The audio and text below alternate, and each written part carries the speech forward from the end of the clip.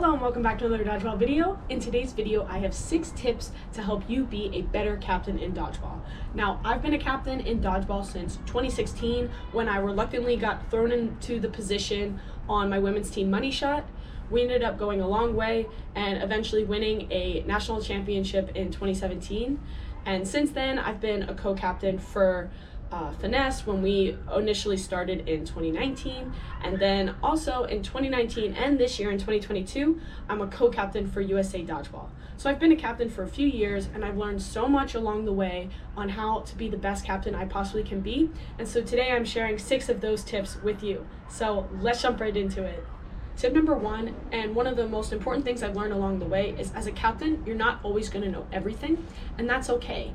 No matter how good of a player you are, it's important to ask for help when you need it, when you're unsure about something, and it's also equally as important to listen to your teammates. They come up to you and they're noticing something and they're like, hey, if we make this adjustment, I think we could win this game. It's important to listen to them and treat them as equals, because they are at the end of the day. Like, some captains will hold themselves high on a pedestal when in reality, you have some more responsibilities than maybe your other teammates, but at the end of the day, you're all still teammates. So it's important for them, your teammates, to feel comfortable coming up to you and pitching ideas that they have or telling you things that they see. And it's important for you as a captain to understand that you might not know everything, and it's important to listen to them and maybe take their advice, because it might work out for you in the end. Tip number 2, when you're as a captain, when you're frustrated or upset, it's important to try and keep that to yourself and not show your team. Reason being is, once your teammates are looking to you in those tough moments of maybe a bad call or you're losing bad, or maybe it's a close game, and if they see that you're frustrated and upset, it can really kind of bleed onto their emotions and they can become frustrated and upset, and it can be really hard to come back from that. So it's important to remind your team that you can only control what you can control, and to try and keep things positive on the team. As the captain especially, it's important to set the example. I like to remind my team, the score's 0-0, like any moment we can get that spark, we can change that momentum. Basically keeping the team positive, that we're not out of it yet. Because the moment that your team feels they're out of it, they're going to start playing like they have no chance at winning. So it's important to drive the idea home that we're still in this game until that clock reaches 0. Tip number 3, for every critique that you give either the team or an individual player, you want to make sure you have positive compliments for the team or that individual player to balance things out. So for me personally, after every game that my team plays, I like to do a huddle and quickly recap things in the moment that I noticed that maybe we need to improve, and things that players did well. So I always start with a critique, get the negatives out of the way, and then I like to end on the positive note. Obviously, if you just dominate the huddle with critique after critique after critique, it's really going to bring the energy down for the team, especially if you lost that match. Just throwing a bunch of things we did wrong isn't really helpful. It's important to point out key things. You don't want to overwhelm people with 20 things that we did wrong, maybe 3 key things, and then throw in a bunch of positive stuff that oh, hey, that was a really amazing catch, it swung the momentum, or hey, that was a great decision on that snipe, it was a really good look, it helped us win that set, or whatever. But it's really important to balance that out to make sure the team energy stays up. Tip number 4 is to learn from the losses.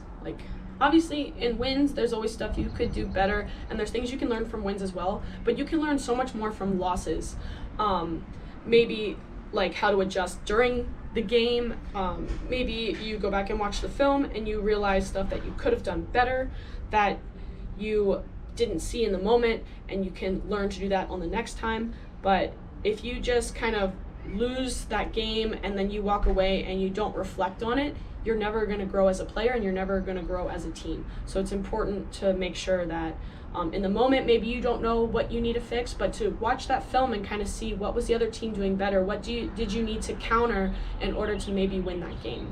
Tip number 5 is balancing out your responsibilities as a captain. So now, the very first team I ever captained on, I was the only captain, and I would take on everything that I felt a captain needed to do, and it was way overwhelming, and I really needed to pass on some of those responsibilities because I felt stretched so thin But now on all the teams I play on, I'm a co-captain, so I always have someone to balance responsibilities with.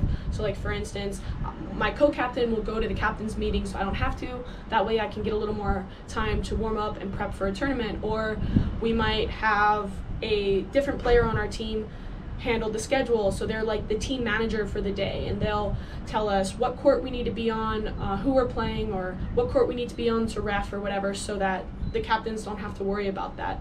Another thing is, like, if I feel overwhelmed, I might opt out of reffing for a tournament just so it's one less thing I have to worry about. But it's really important overall to just balance out the responsibilities so you focus on playing first and foremost, so you can play at your best. Last but not least, tip number 6 is to build a relationship with your teammates, not only on the court, but off the court as well. Now, I found that the teams that I've played on that have been the most successful are the ones where we're all friends off the court as well. Now, that's definitely not something you can force. It's something that has to happen naturally, and it's not always going to happen with who you're playing with, and maybe that's a sign that that's not who you should be playing with. Then again, you could have a great relationship on the court, play really well together, and just not be friends off the court, and that can be okay too. Just personally, I like to enjoy who I'm playing with on and off the court.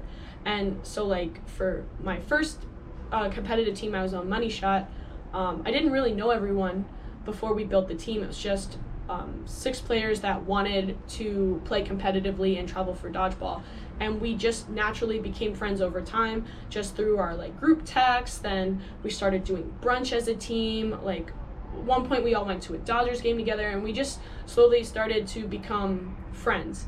And then with Finesse, most of us were friends before we made the team, and it was just a group of players. We wanted to all play with each other. We hadn't been on a team together before, and so we already naturally were friends from the start. But I found with both those teams, the fact that we were all friends off the court really helped our success on the court. So as a captain, it's important to try and develop that with your team. I hope you guys enjoyed these 6 tips on captaining. If you did, please give this video a like and subscribe to the channel. And if there are any questions you have about captaining, definitely drop them in the comments. I'm happy to answer them. And if you have any other dodgeball topics you'd like me to cover, drop those in the comments as well. And I'll see you guys at the next one.